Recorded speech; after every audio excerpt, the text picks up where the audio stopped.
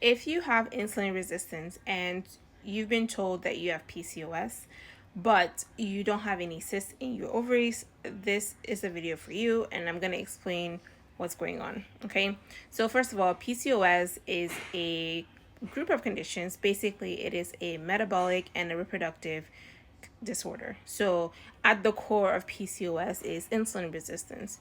So what happens is that you have high amounts of insulin in your blood, so hyperinsulinemia, and you have dysfunction of some receptors, insulin receptors in your body. Okay, so what happens is that if you have insulin resistance, the next downstream effect in this case is going to be hyperandrogenism, so high androgens in your blood. Okay, now the high androgens can be caused by different things.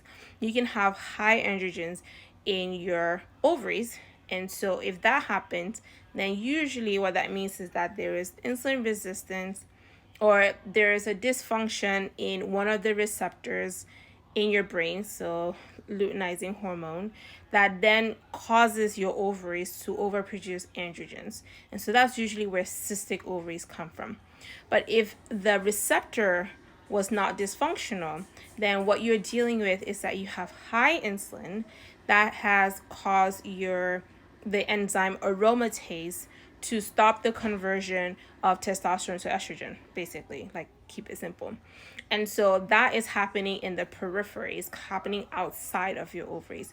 So you have symptoms of, I guess you would say, like high androgens or high testosterone without having any ovarian involvement, if that makes sense. So in your case, most likely you just have high hyperinsulinemia in your as part of your insulin resistance that's causing a dysfunction of aromatase, which is then causing you to have high androgens without involvement of the androgens in the ovaries. So I hope that makes sense. Either way, insulin resistance is the issue, and so reversing that is going to be important in order to deal with everything. So the confusing part is like PCOS, like the definition of PCOS is not really a diagnosis. It's basically like a cluster of symptoms that are put together based on different things that are happening. So first is insulin resistance, then that can cause high androgens. The androgens could be from the periphery, so from the body, or it could be from the ovaries. And then if it affects the ovaries, then the downstream effect is going to be loss of your period or irregular periods. So I hope that makes sense. Like it's like level 1, level 2, level 3.